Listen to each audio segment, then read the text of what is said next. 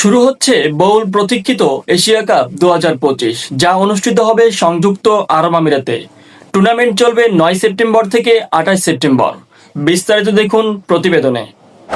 Asia cup 2025 ইতিমধ্যেই cricket বিশ্বে উত্তেজনার ঝড় তুলেছে। সংযুক্ত আরব আমিরাতের দুবাই ও আবুধাবিতে 9 সেপ্টেম্বর থেকে শুরু হওয়া এই টুর্নামেন্টে 8টি দল অংশ নিচ্ছে।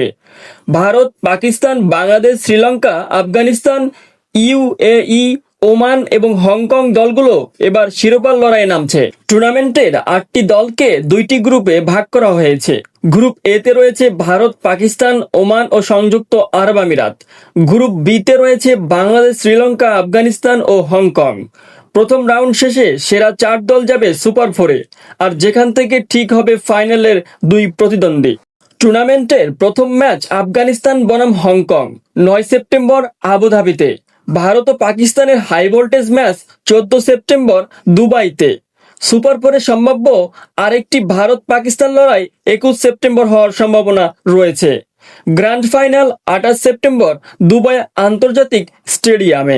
ভারতের শিবিরে অভিষেক শর্মা ও সঞ্জু স্যামসন দারুণ ফর্মে অনুশীলন করছেন।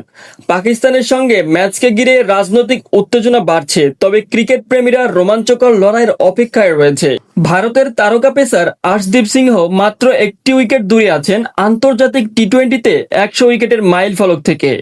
বাংলাদেশ দল শ্রীলঙ্কা ও আফগানিস্তানের সঙ্গে গ্রুপ লড়াইয়ে এগিয়ে থাকার চেষ্টা করছে, কারণ সুপার ফোরে জায়গা পাওয়া তাদের প্রধান লক্ষ্য। ভারত পাকিস্তানের লড়াই এবার হবে টুর্নামেন্টের সবচেয়ে বড় আকর্ষণ। বাংলাদেশ যদি গ্রুপে ধারাবাহিক পারফরম্যান্স দিতে পারে, তবে সুপার ফোরে জায়গা পাওয়া সম্ভব। টুর্নামেন্ট শেষে নতুন চ্যাম্পিয়ন দেখা যাবে, নাকি ভারত, পাকিস্তান, শ্রীলঙ্কার প্রভাব বজায় থাকবে, এটাই এখন প্রশ্ন। এবার বাংলাদেশ ক্রিকেট দলের ব্যাটাররা এশিয়া কাপে কেমন পারফর্ম করবে তার একটি বিশ্লেষণ করা যাক। তানজিদ হাসান তামিম বামহাতি ওপেনার, পাওয়ার প্লেতে আগ্রাসী, যদি শুরুতে আউট না হন বড় ইনিংস গড়ার ক্ষমতা রাখেন।